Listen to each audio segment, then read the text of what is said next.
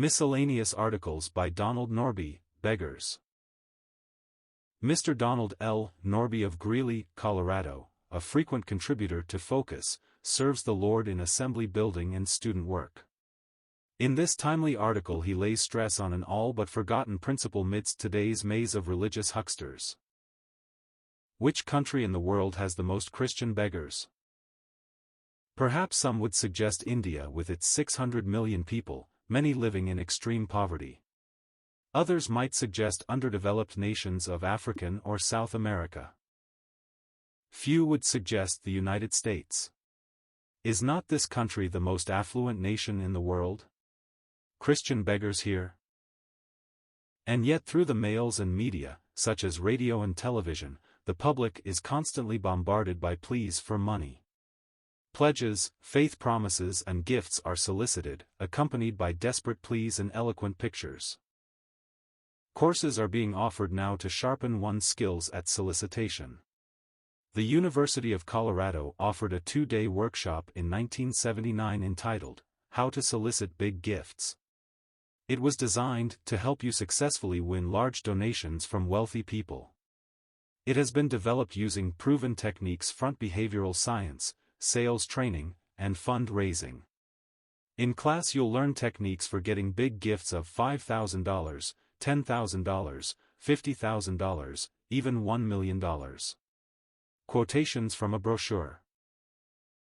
There are several evangelical agencies which specialize in fund-raising. For a fee these will guarantee to raise the money needed by Christian organizations.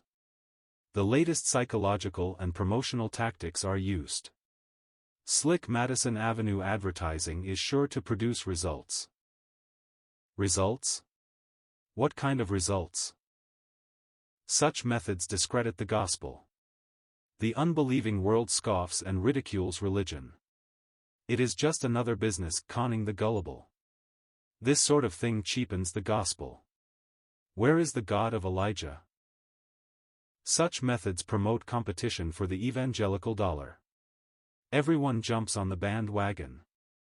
Mailing lists are sold or exchanged. Massive computers process thousands of mailings daily. Automatic typewriters rattle off canned responses to earnest donors. And millions of evangelical dollars are spent to promote and to maintain corporation structures. Several religious leaders and their organizations gross over $50 million annually in the United States. Advertising can become deceptive very easily. Each organization must project a success image. Who wants to give to a loser? And so self-promotion abounds. Does it not seem a far cry from the spiritual teaching and life of Christ? In fact, it is a repudiation of his teaching. When he sent the apostles out to preach he said, "Freely ye have received, freely give," Matthew 10 verse 8.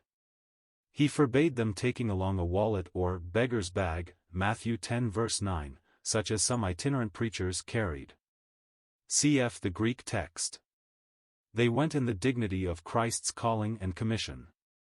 Those who felt the truth of God's message and were moved to help, supported them. But there was no solicitation, no promotion. Those who follow promotional methods also reject the continuing example and teaching of the apostles in the early church. Paul claimed to be a pattern for Christian service: mimic me. Paul, with the other apostles, walked the quiet pathway of faith, trusting God to supply. He was not afraid to work if necessary to be an example or to provide for need. These hands have ministered unto my necessities and to them that were with me, Acts 20 verse 34. Various churches voluntarily sent funds to help, Philippians 4 verse 15. Paul could say, I have coveted no man's silver or gold or apparel, Acts 20 verse 33.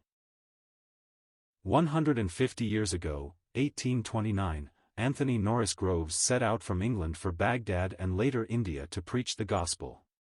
He determined to follow New Testament practice for the church and his ministry. It was a pioneering venture. Heady stuff this, living by faith. No salary, no solicitation, no promotion, Groves said, God can provide my needs.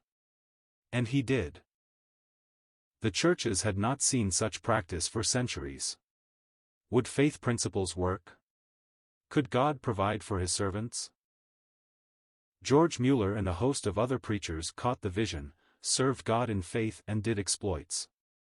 Missionary work along faith lines spread like wildfire and girdled the globe. These were great men, heroes of the faith. But today these men and faith principles are being belittled and put down as not being exemplary. The positive example of the New Testament is put aside as outmoded.